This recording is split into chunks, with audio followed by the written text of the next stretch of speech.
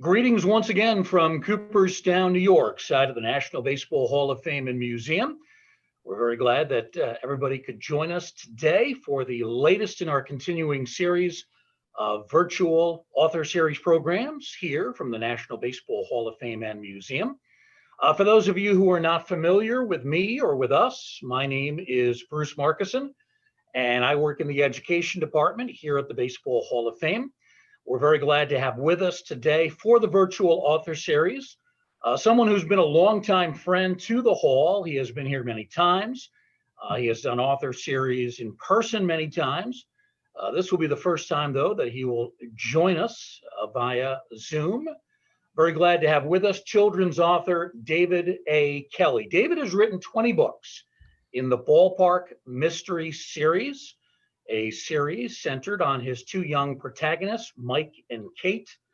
David's newest book is called Colorado Curveball. We'll talk a little bit about that later in the show, but we are also going to talk about a book that came out in 2017, which has a special connection to the Hall of Fame. It's called Christmas in Cooperstown. David, good to see you. It's been a couple of years, but we're very glad that you could join us and that you're in good health. How have you been? I've been fine, thanks. Nice to see you again, Bruce, and happy to be here and be visiting with people interested in the Hall of Fame. It's always a lot of fun. You've got so much great stuff at the Hall of Fame, and I'm going to talk a little bit about that actually as part of the research that I did for this book, but I hope to be back there soon. David lives in Newton, Massachusetts, but has often visited this part of the country here in central New York because of having relatives in the area.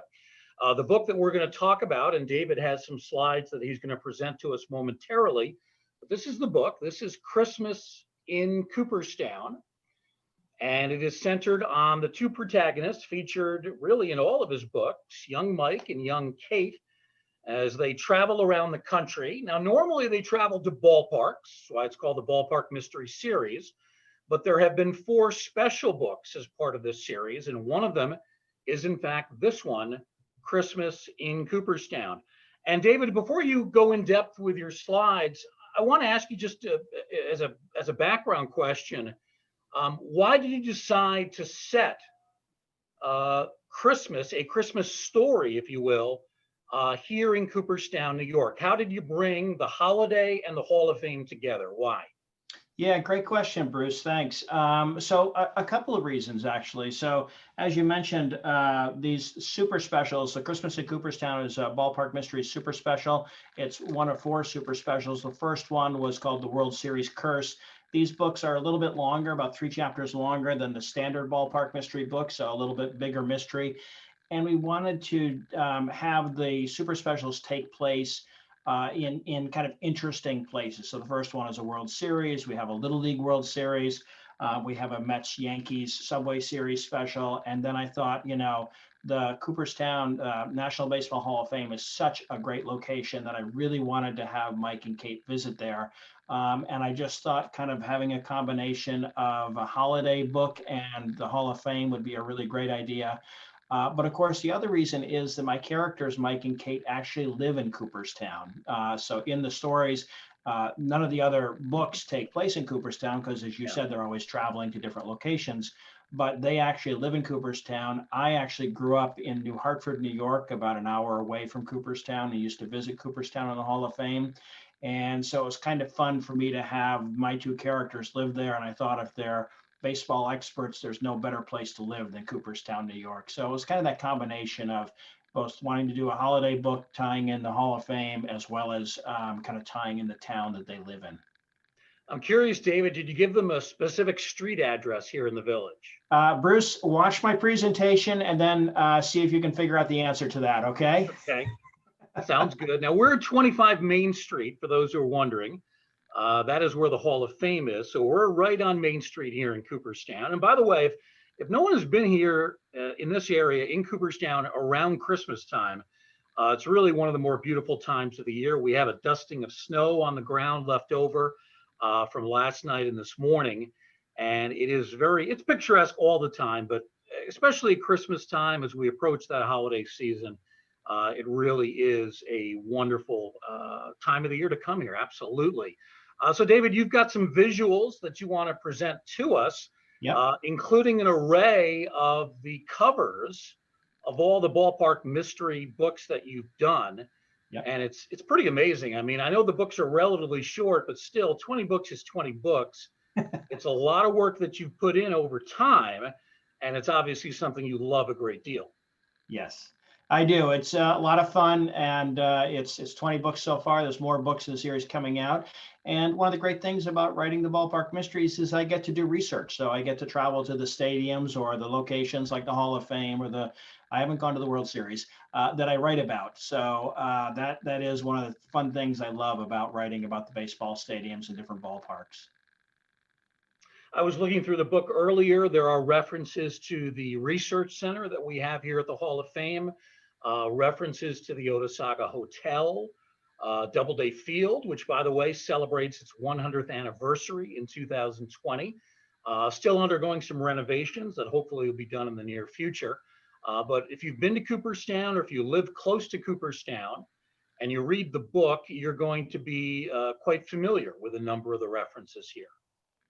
Yeah, yep. And I'll show some of those references in the presentation. But that was one of the things when I wrote the book, I really wanted to incorporate as much of the town or the sites or locations as I could. And whenever I start writing, I'm never exactly sure what's going to make it into the book or what's going to be in there. So I kind of do as much research as I can, kind of take as many notes and as many pictures and as many ideas.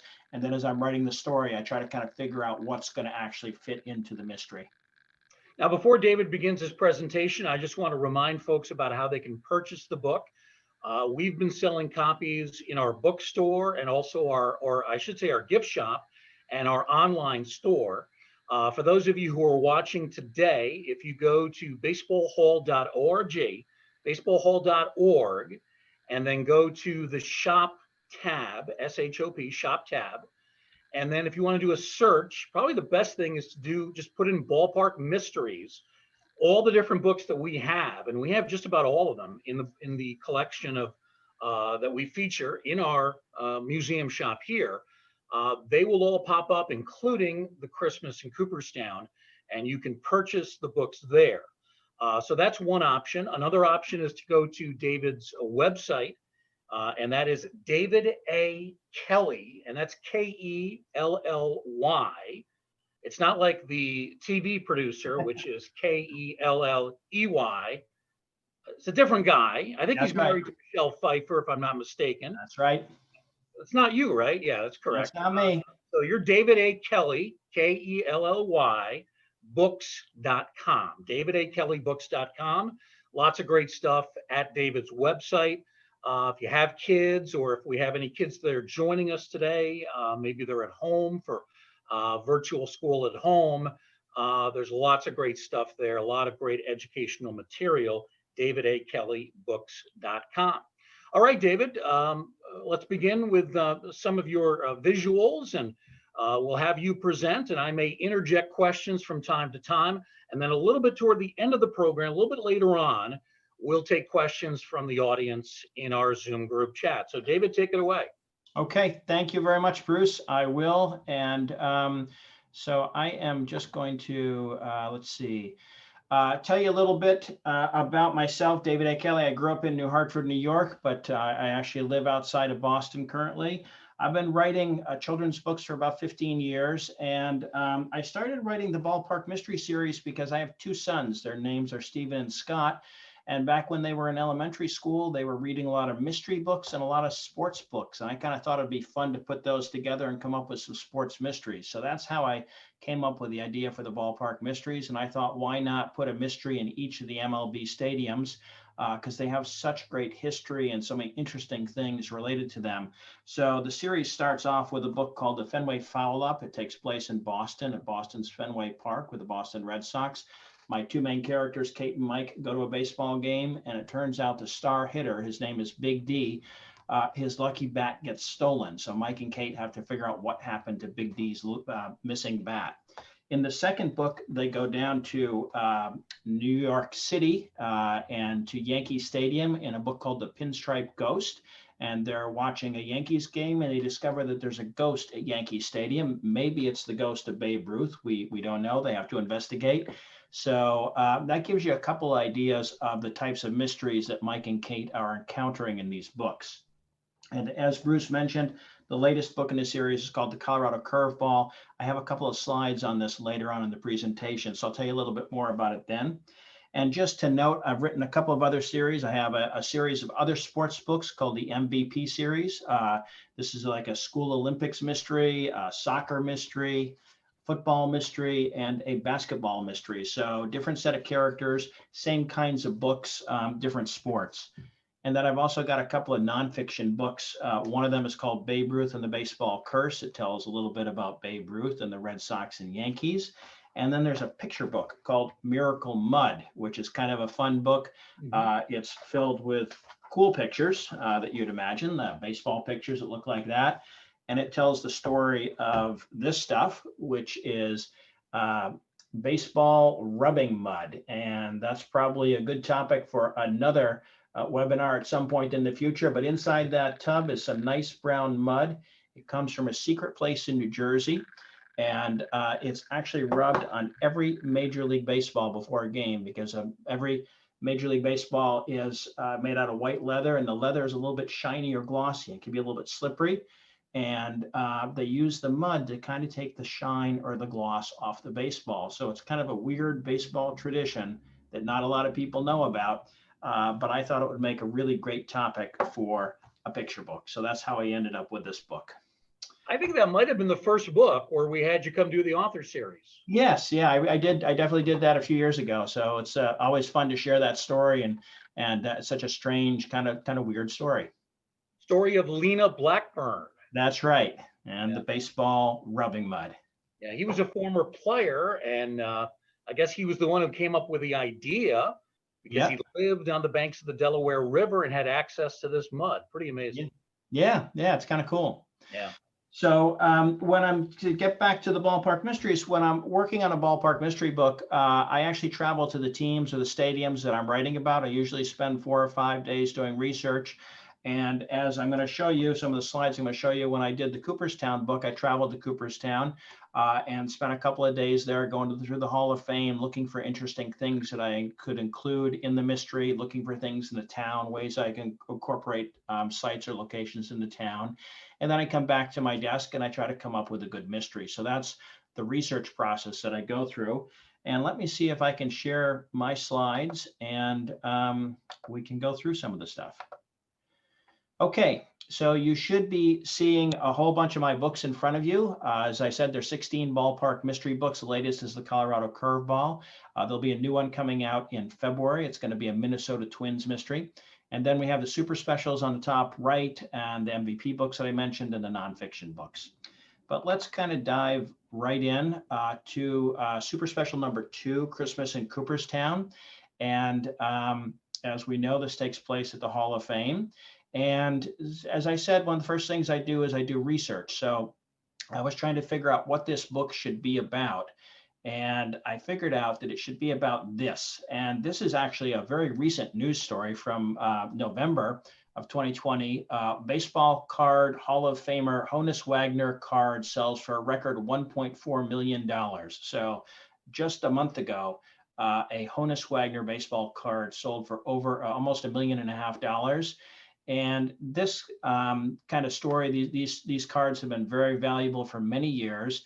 And I know that because I mentioned my sons, Stephen and Scott, they loved baseball. They loved the Red Sox. They loved baseball cards. And so when they found out about the Honus Wagner card, which is a really expensive baseball card because it was made in a very limited edition, and Honus Wagner requested that the baseball card company stop making them, the tobacco company that made them, stop making them. So there's very limited numbers of them, and he was a Hall of Famer.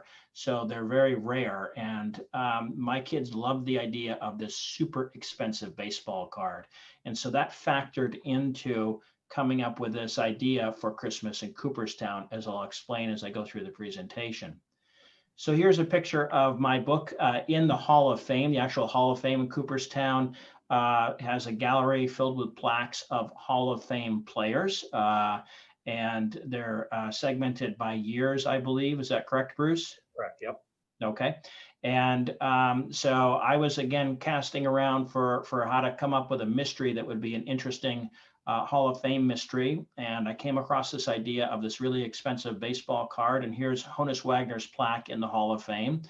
You can read a little bit about him there. Very famous player. And they also have an exhibit, which included some interesting things, including a Honus Wagner card down there. And that gives you a little explanation. In 1909, the American Tobacco Company cigarettes included free trading card giveaways. And one of them portrayed Pirates shortstop Honus Wagner. And after a while, he protested and they removed his baseball card, and it made it actually very rare. So this was the genesis for the idea for the mystery in Christmas in Cooperstown. And there's a close-up of the card that was in the Hall of Fame. Bruce, is that still there, or have you moved exhibits around? Well, we did make a change. Well, it's coming up on it'll be 2 years next Memorial Day. We added on the third floor an exhibit called Shoebox Treasures about the history of baseball card collecting. And we have a section in there called the Holy Grails, kind of the most sought after desired baseball cards. And that does include one of the Honus Wagners. Okay. Then we have a second Honus Wagner card that is in our collection in the archive in the basement. So there is a Wagner card on exhibit up on the third floor, Shoebox Treasures. And then again, the other one is down in the archive. So we do have the two, which we're very fortunate to have here at the Hall of Fame collection. Excellent. Okay. So let's step back a little bit. For those of you that haven't been to Cooperstown or haven't had the pleasure of being there, I just wanted to give a little bit of geographical lesson here. So up in the upper left-hand corner, I've circled Cooperstown. It's in the middle of New York State. I'm out in the Boston area. The first book, the Fenway Follow-Up, takes place at the Boston Red Sox. The second book that I referenced, The Pinstripe Ghost, takes place down in New York at the bottom of the screen. So Cooperstown is over there. And then here's a close-up of the town of Cooperstown. And I pointed out the Baseball Hall of Fame there on Main Street. As Bruce mentioned, you can see there's a large lake right above that. We'll come back to that in a second. There's also a location called Doubleday Field down the street from the Baseball Hall of Fame, which is a really nice baseball field right in the middle of Cooperstown. We'll come back to that too. And then down towards the bottom of the screen, they have the Hall of Fame induction ceremony at a few blocks away from the Hall of Fame. It's a large field, and in the summer, usually, there's an induction ceremony where new baseball players have been voted into the Hall of Fame, are formally inducted. And I think I'll come back to that too. I have a picture of that for you. I did want to reference Otsego Lake here that is right above the town. It's a beautiful, beautiful lake, and I have a picture of it. There's a picture of the lake, so this is what you can kind of see if you're in Cooperstown. And here's a picture of the Otsego Hotel, which is basically behind that lake that I just took the picture of. And this is a huge hotel. It's really beautiful. It has a beautiful deck that overlooks the lake. It also is a setting for one of the chapters in Christmas in Cooperstown. Mike and Kate actually go to this hotel. There's a Christmas party happening, and an important kind of end of the book happens right there. And also baseball players typically stay here during the Hall of Fame week induction ceremonies. And so it's a place where a lot of baseball players have stayed over the years. Now, the other thing to reference in addition to the lake is the Susquehanna River, actually, which flows south out of Otsego Lake, and it goes 444 miles down to the Chesapeake Bay. So it's kind of interesting that the headwaters of this river basically flows. It's the longest river on the East Coast. And here's a picture of that, actually a picture of my wife and I canoeing on the river. We did not go the 444 miles down to Chesapeake Bay. That was a little bit more than we can do in a day, but it's a beautiful place to visit. So if you go to the Hall of Fame, make sure you look around the town as well. But I did say that the book takes place, most of it takes place in the National Baseball Hall of Fame, which is on Main Street, as Bruce mentioned. And just a little bit of quick background, Hall of Fame stats. It was established in 1939 by Stephen Clark, and his granddaughter, Jane Forbes Clark, I believe, is still chairman of the board. Is that correct, Bruce? Okay. Correct, yes. And they kind of chose Cooperstown, New York as a location for the Baseball Hall of Fame on a faulty claim, perhaps, that Abner Doubleday invented baseball in Cooperstown. He didn't really do that, but it's a really great story, and a lot of people know about it. And I'll tell you a little bit more about that in a second. The Baseball Hall of Fame opened in 1939. There were 5 players that had been inducted in 1936. Ty Cobb, Babe Ruth, Honus Wagner, Christy Matheson, and Walter Johnson. And I'll tell you a little bit more about that ceremony in a second as well. And I think this was from Wikipedia as of January 2020, that 333 people, players, managers, and other people have been inducted into the Hall of Fame, and that'd be on those plaques in the gallery. So lots of information to take in if you go visit. And I will point out that the Hall of Fame there is the Hall of Fame, but there's also a museum. So there is an incredible amount of material to look at when you go there. And I mentioned the first induction ceremony. It was June 12th, 1939. And it's kind of interesting for me. They inducted these 5 players into the Hall of Fame at that point. I think, Bruce, I don't know, were they all there? I forget whether they were all there or not. I think that they were. They all did come for the first induction 3 years Okay. later in 1939. Yeah. But there is kind of a famous story. Ty Cobb, for whatever reason, showed up late for the photograph of all the living Hall of Famers. That's it. That had been inducted in 36, 37, 38, and 39. And apparently the players chose not to wait for the Georgia Peach. So that's why he's not in the photo, but he was definitely in Cooperstown for that first induction. Yeah. So also in Cooperstown actually was my father, who went to that induction ceremony. And this was the book that he picked up.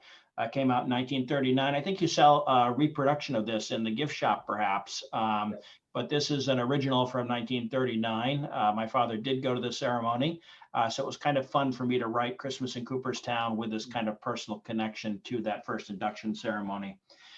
But as I mentioned, the Hall of Fame today, the Hall of Fame induction ceremony takes place down a few blocks away from the Hall of Fame. And this is what it looks like in recent memory: a large field filled with many people watching the people on the stage be inducted into the Hall of Fame. And hopefully it's a beautiful sunny day like that when it happens.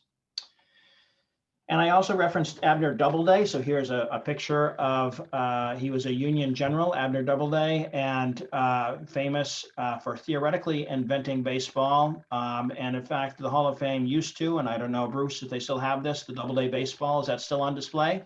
We still have this on display, yes. Okay. It was used to support the claim of the 1839 birth of baseball in Cooperstown.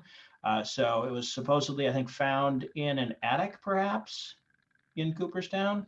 It was found in an attic in Fly Creek, which is 4 miles from here. Okay, all right.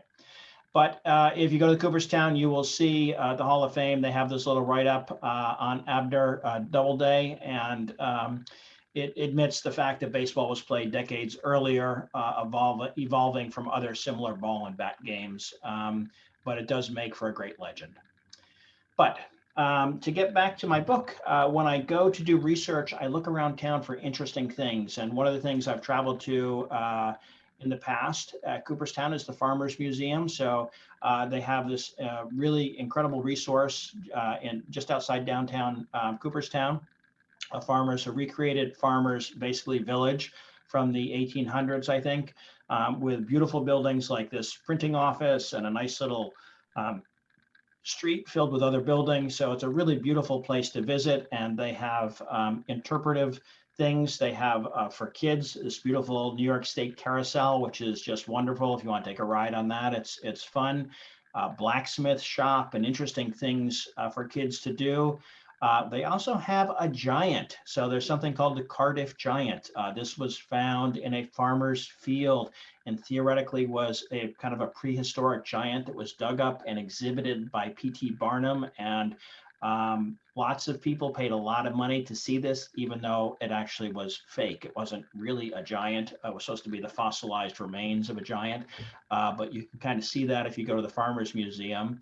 And they also have special events in the winter. So this is a candlelight stroll, I believe, that they have. And this is the kind of thing I was actually trying to work into the book, but it didn't make it into the book because I didn't have enough space to incorporate Mike and Kate going to the Farmers Museum. But it's the kind of thing that I think about when I'm writing the books and doing the research. Maybe they'll show up and something will happen there. I had also referenced Doubleday Field earlier. It's a few blocks away from the Hall of Fame. And there's the entranceway to Doubleday Field with the Christmas in Cooperstown book in front of it. And there's an unobstructed view of the entrance. And this is kind of a historic field.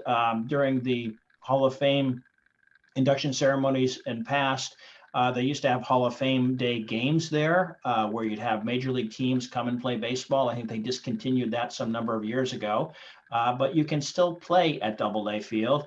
My sons, Stephen and Scott, actually played on the field a few years ago. Here's a picture of one of them batting. And it's kind of fun to be able to say that you played baseball right down in Cooperstown, New York. Bruce, I don't know if you have anything to add about Doubleday Field that I didn't mention.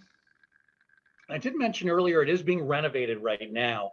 Yeah. They actually had to tear down the stands along the third base line because they were starting to rot out in parts. Yep. As I said, it's an old ballpark, it's 100 years old. Yeah. So they've had to rebuild, and they're working on that. They've also made some other changes. I understand that there's going to be a deck of some sort where you can actually view the games. They're going to have improved restroom facilities. And the latest that I had heard was that they were planning to put in like a clubhouse, a dressing room area, which they currently do not have. Yeah, so it's just dugouts right there. Part of the renovation. Yeah. Huh, okay, great. Well, it'll be new and improved whenever we're able to go there and watch a game. So Bruce, you'd also asked about where Mike and Kate live, I think. So I did want to take the opportunity to show my readers Mike and Kate's houses. Here's Mike's house in Cooperstown. It's a nice kind of green, I think that might be a federal style, I'm not exactly sure, but there's a lot of beautiful houses in Cooperstown. And Kate's house is about a street away. And hers is also a nice house. Looks right there. I think that's number 28. I can't quite read it. But that's where Mike and Kate live in Cooperstown, and they're not that far from the water. This isn't the street that they're on, but it's near their street, and that leads right down to the Otsego Lake that I showed you, also known as Glimmerglass Lake. And so that's kind of where they are walking around and hanging out. And that's actually just a few blocks from the Hall of Fame. And Mike and Kate do have yearly passes to the Hall of Fame, so they're able to go in there and take a look at all the exhibits whenever they want. And Bruce also mentioned that in Cooperstown during the wintertime, during Christmas time or holidays, it's really beautiful. And I can attest to that. Here's a picture of the Cooperstown Bat Company. You got the Christmas tree in the window and the greenery around the post. So the stores really try to make it look very Christmassy, and that's kind of fun. I did want to include a picture of this candy store on Main Street. This is Mike's favorite store that he goes to. Lots of good candy to buy or to eat there. But a lot of the other businesses put up a little bit of wreaths or holiday type things. Here's a shot without the snow. There's a shot with some snow. So when you get a little bit of snow, it really does look beautiful. And of course, they have a house, Santa. So actually, Santa is there right in the center of Cooperstown. He's got a house. You can go visit him. And I think I referenced that in the book. I don't think Mike and Kate have a chance to do that. But again, that's one of the things I was thinking about when I was writing the book. There's a picture of our Santa and our Cooperstown Santa that you can go visit. And I also wanted to show you a little bit about the holidays at the Hall of Fame, because the Hall of Fame does a really great job getting ready for the holidays. We're back to the Hall of Fame. Here's the entrance place to the Hall of Fame. They've got some nice greenery and kind of Christmas trees on the left and right of the entrance. And inside the actual gallery of the Hall of Fame, they set up a Christmas tree with the poinsettias there. It's a really beautiful time to go visit. It's certainly not crowded, so you can kind of have more space to yourself. and they do a great job with the tree. And this actually ends up in the Christmas in the Cooperstown book, this tree in this location, as I'll show you in a couple of slides. And something interesting about the tree, at least the year that I was there, they have these nice little baseball ornaments. You can kind of see that white one at the bottom. That's an ornament that in the shape of a baseball, and there's some others there. So kind of great way to decorate your tree, and they may even have them available at the gift shop. I'm not sure. So one of the fun things, so when Mike and Kate go to Cooperstown, the plot of the book is actually they're going to wrap presents at the Hall of Fame as part of a charity event that they're wrapping presents for people in a town that need some help with gifts. And when they're done wrapping presents, they find out that they've been selected to actually sleep overnight at the Hall of Fame. So they have this incredible opportunity to spend the night at the Hall of Fame.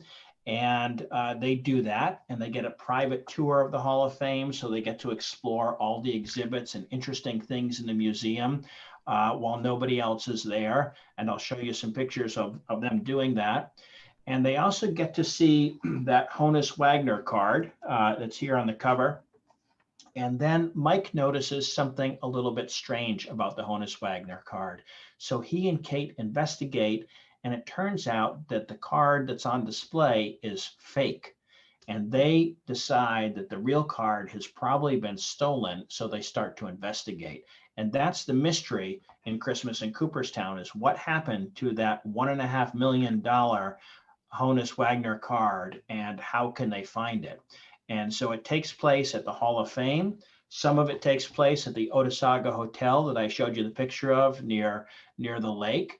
And some of it takes place as they're walking on the main street of Cooperstown. And I tried to incorporate as much of the town as I could as I was writing the book.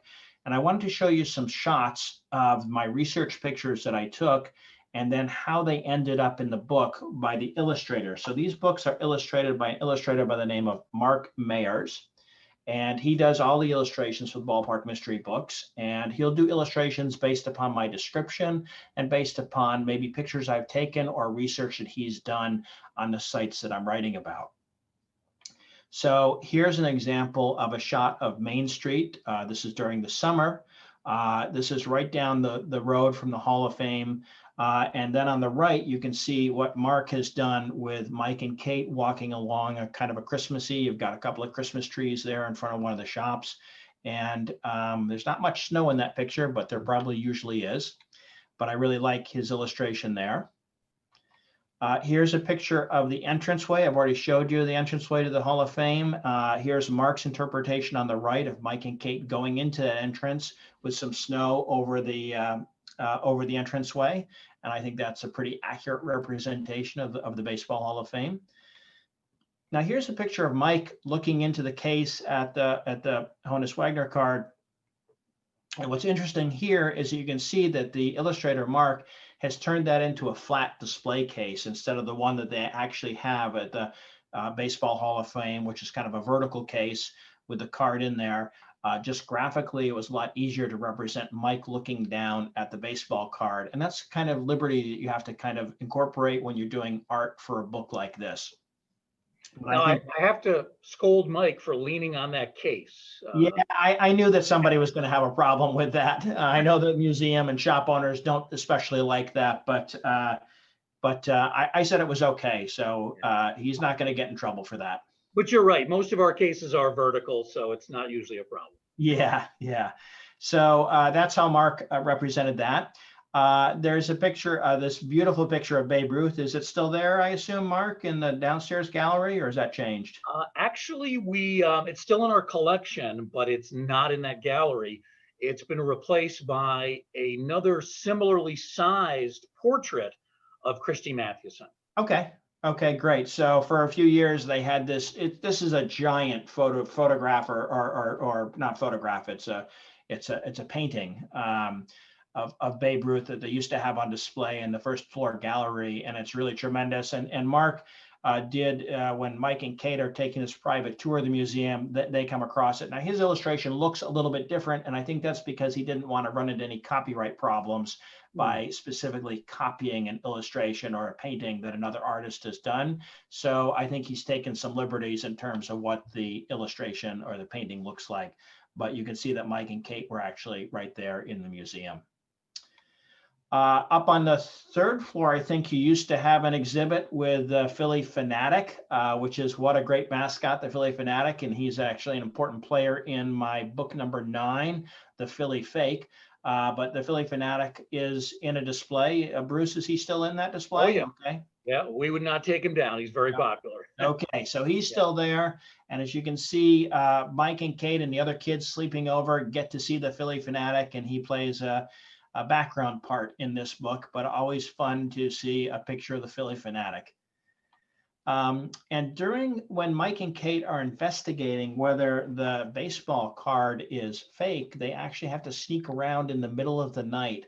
And they're sneaking around, but then the security guard comes by. You can see him on the left panel. And so they have to duck inside one of the lockers that's on display at the Hall of Fame. And so I think this actually might be a picture of the Babe Ruth locker as it was a few years ago. It's possible it's a different one. I'm not sure whose locker this is. I'm pretty sure it is Babe Ruth, yeah. Okay, so they duck inside, let's say the Babe Ruth locker here, and I don't think you'd actually really be able to do that because there's a glass panel on this, but I took a liberty when I'm writing the book of allowing them to do that and have the guard pass by without finding them, because it makes the book a little bit more exciting. Go ahead, Bruce. No, I was just going to say that in real life, we never let anybody get that far, but you have to take this literary license to make it more interesting. Yeah. That's right. Yes, I couldn't probably write the same book if I had to follow all the rules. Yeah. So this is the what do you call this? Is this a library, Bruce? What do you call this shot on the left? It's the Giamatti Research Center, which is the first floor of the library. Okay, so it's a research center in the Hall of Fame. And this is where Mike and Kate and their friends were actually wrapping presents in the book. So I went in there, I took this picture. I used that as a setting for this community event that they're doing. And then also the next morning, they come down here to have some breakfast. So you can see Mike and his friends having breakfast.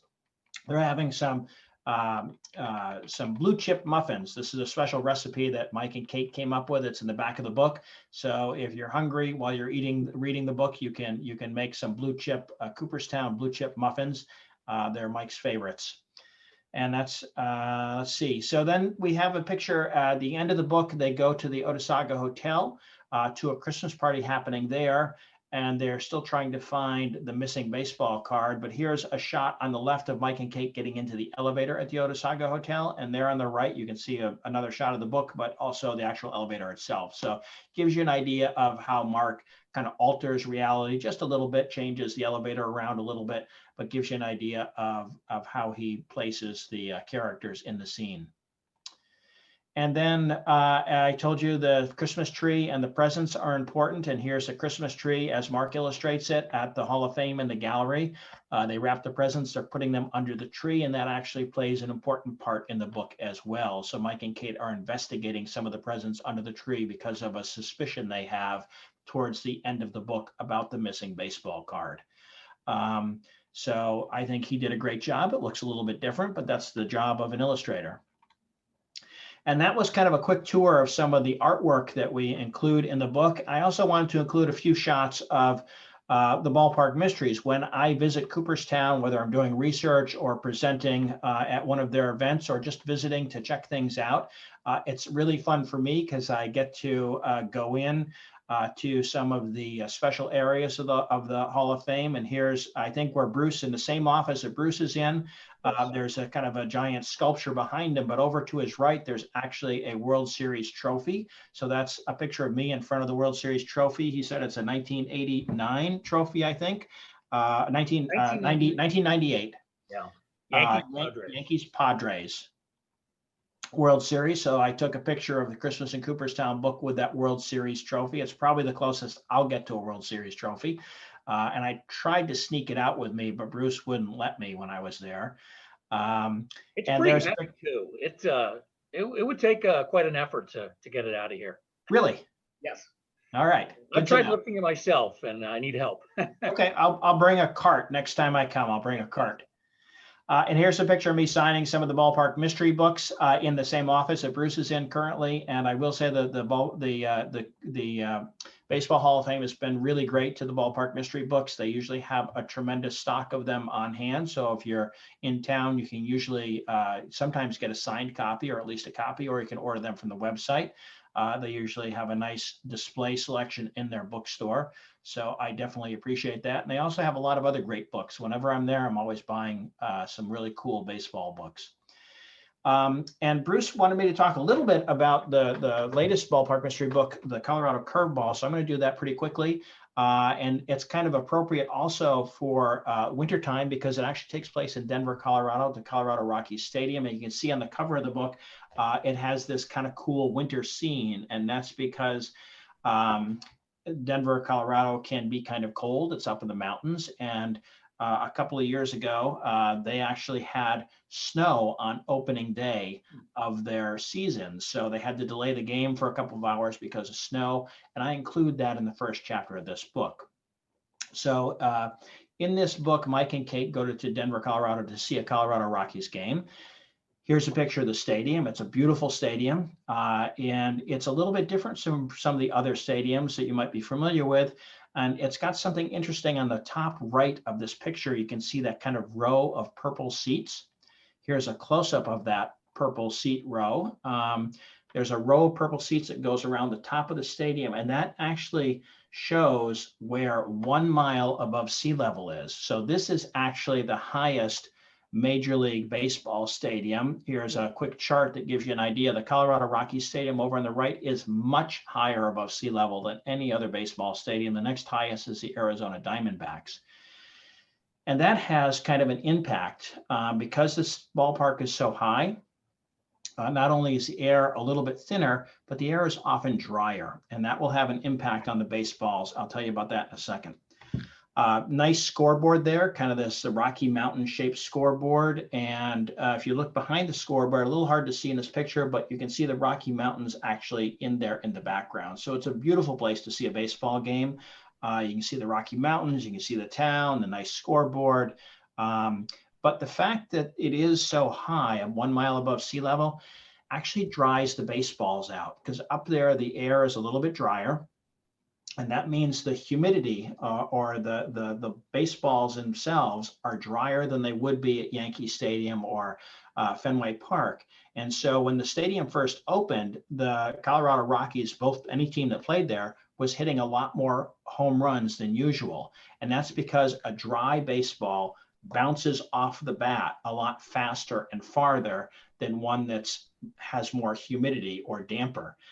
So what the Colorado Rockies did actually is they built a special room, kind of like a special refrigerator called a humidor, that actually keeps a certain amount of moisture in the air and therefore in the baseballs, and the same amount of moisture that you'd find at a stadium at sea level like the Yankee Stadium or Red Sox Stadium. So it makes the balls bounce just a little bit less. And therefore they fly just the way they would at any other baseball stadium. So when I found out about that, I knew that that had to be a key part of this mystery. Again, when I go to these locations, whether it's Cooperstown or Denver, I'm looking for interesting things like the Honus Wagner really expensive card, or like baseballs that are very different from any other stadium. And I try to create a central, make them part of the mystery as I come up with a mystery. But another thing that I found out in Denver is they have a lot of dinosaurs out there. So here's a picture of me with one of my dinosaur friends. And they actually don't have real live dinosaurs, but they do have a lot of dinosaur tracks and fossils. In fact, when they were creating the Colorado Rockies Stadium, they found fossils from a Triceratops, theoretically, under the Colorado Rockies dugout. And they actually came up with their mascot, whose name is Dinger, a purple Triceratops, as the mascot for the Rockies, based upon that Triceratops bone that they found under the dugout. And so I incorporated dinosaurs as another important part of the Colorado Rockies mystery. And that's one of the fun things about writing the ballpark mysteries. I look for interesting things and try to make them part of the mystery.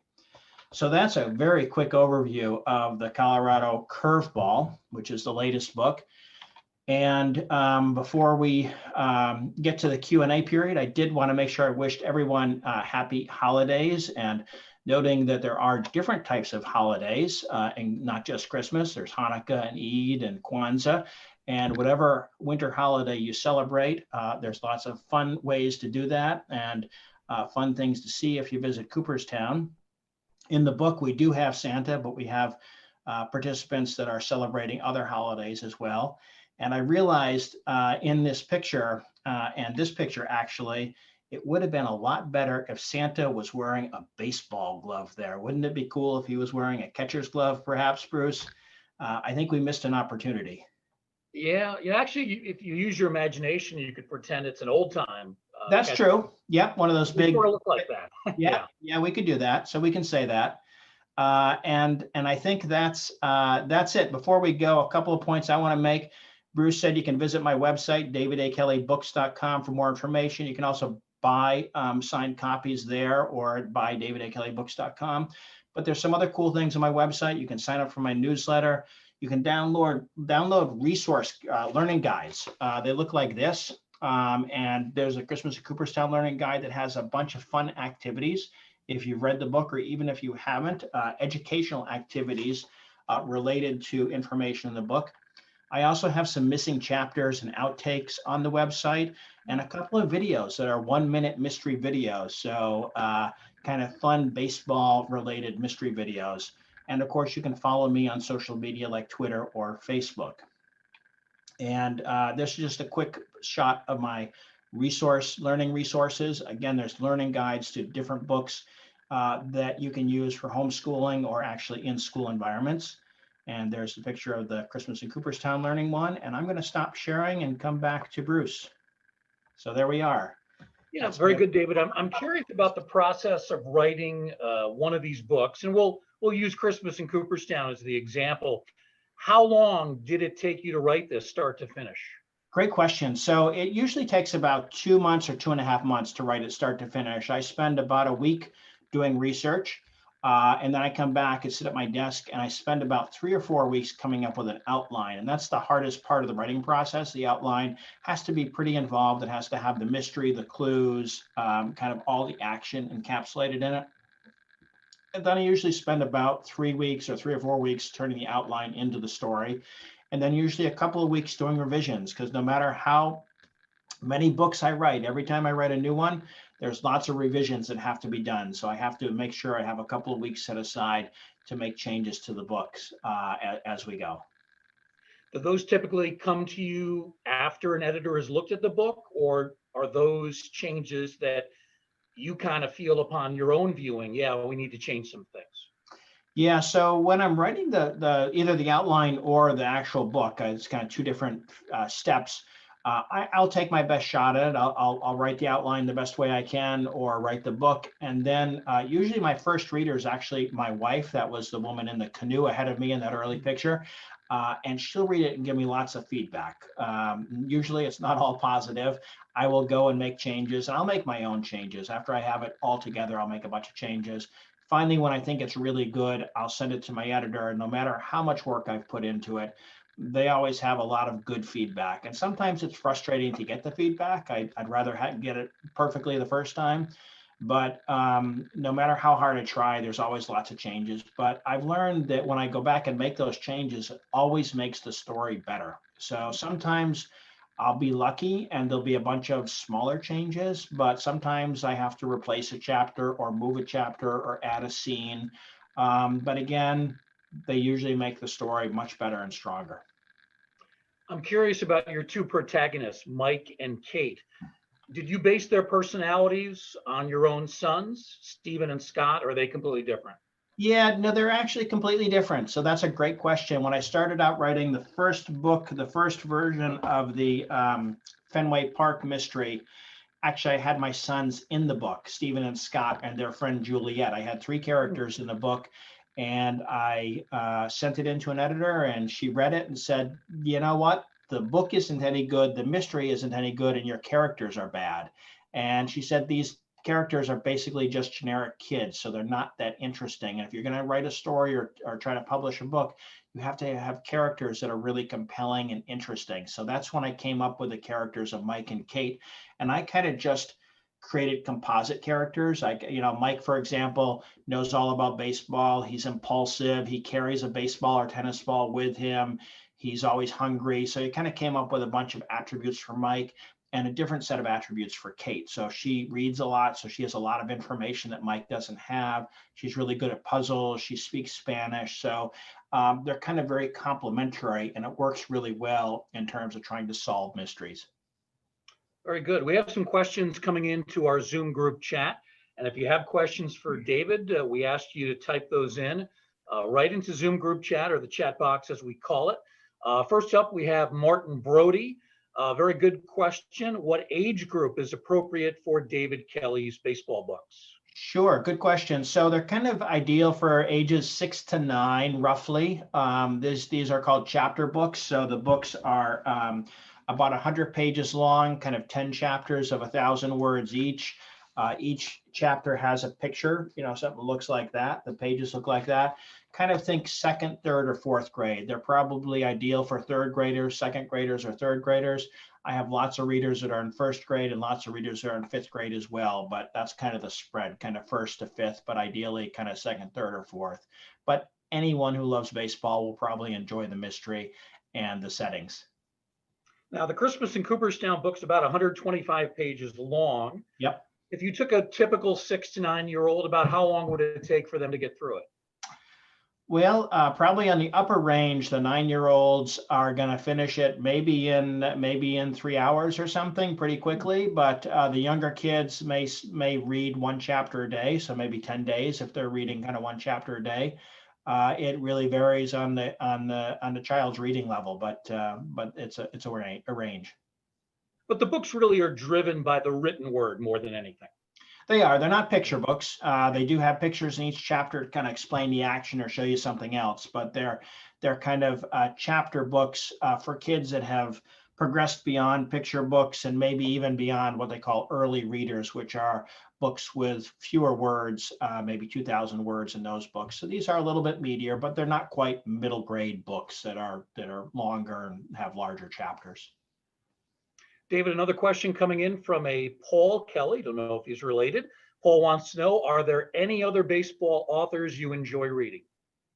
Are there any other baseball authors I enjoy reading? Well, Dan Gutman is an author who writes a lot of children's books and has written a baseball card series, actually, with different baseball cards and famous baseball players. He also writes a series called My Weird School, which has very little to do with baseball, but it's kind of silly, fun books.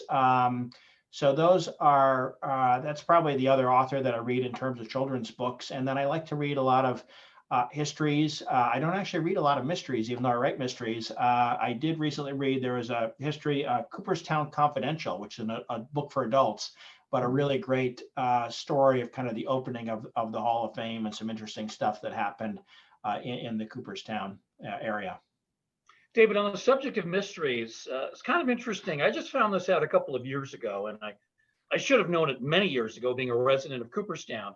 But Cooperstown actually was the site of a children's mystery book many years ago. It was one of the Nancy Drew books. It came out in 1972, and it's called The Secret of Mirror Bay. And I finally purchased a copy last year. I gave it to my daughter to read. I actually got 2 copies, so one for me to read, one for my daughter to read. I was wondering if you were at all familiar with that book. I am. I've read it. I read it a few years ago. I picked it up at the bookstore that used to be located on Main Street, where the Beverage Exchange is now, but the bookstore is no longer there. It was an enjoyable book. It was a Nancy Drew book, so good characters and lots of plot happening and some really interesting local Cooperstown scenes. And I actually thought of that when I was writing the book. I didn't really refer to it, but I like the way that she incorporated some of the different Cooperstown history into the book. One of the pieces of advice I love to give to kids who want to be writers: read. It's not just about writing, it's about reading what other people write, learning from good authors, taking bits and pieces. It doesn't mean you copy their style or you want to completely mirror their style, but you can borrow little insights from different authors. And I found that it helps me. You find that's the case as well? Absolutely. Yes, absolutely. And that's one of the things when I was growing up, I was actually a terrible writer. I didn't enjoy writing. It was hard for me to do. And I never thought I'd write a book. I was pretty good at math and science. I started off, I went to college for computer science and I got a job doing that. And I didn't start writing until later on because I had to do it for my work. And I learned that I could get better at it. But I also learned that you don't have to actually come up with everything in your head. You can use other references. And a lot of famous stories and famous writers use history or other books or paintings as inspirations for their work. So when I'm writing the Ballpark Mysteries, I'm not really copying anyone, but when I get stuck for a clue or a mystery, and I can't think of it, I actually go to my wife, who is the woman in the canoe ahead of me in that picture, and she read a lot of Nancy Drew stories when she was growing up. So if I say, Mike and Kate are at the Hall of Fame and the baseball card's been stolen, but I don't know what they should do or what the clue is, she says, well, what would Nancy Drew do? Well, Nancy Drew would do X or Y. And she just comes up with all these ideas of things that Nancy Drew had done. And then I can say, oh, that would be a really great idea. What if they do this? What if they investigate the neighbor? What if they look at the shop next door? All those kinds of things. And then I come up with my own story. So that's really great advice. Another question coming into the Zoom group chat from Hayden Morris. He wants to know, who are the players in your books based on? Are they made up or are they based on real ball players? Yeah, good question. So in the different baseball books, usually the players are made up. Sometimes I have historic players, like, so in this book, we reference Babe Ruth and talk about Babe Ruth, but the players on the teams, like Big D in the Boston Red Sox book, he's made up, although he's kind of based on David Ortiz, a player for the Red Sox a few years ago. Sometimes I base them on real players. Sometimes I base them on composites of other players that might have been on the team. And other times I just make them up.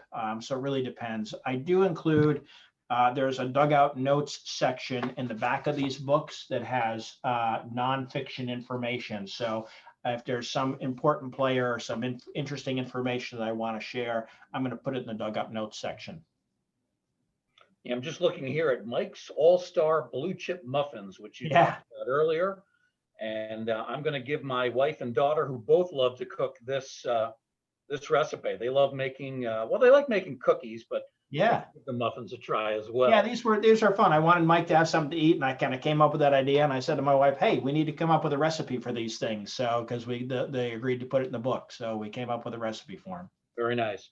Just a couple questions, David, before we let you go. Do you eventually want to write books for each of the major league teams and all 30 ballparks? Is that I'm hoping to write for all 30 ballparks. We're up to book number 16, and I've got 2 more books coming out at the moment. In February, there'll be a Minnesota Twins mystery that comes out February 2nd. And a year from February, there'll be an Atlanta Braves mystery coming out, and then hopefully more books after that. So we're definitely going to get up to 18 out of the 30, and hopefully we will keep going.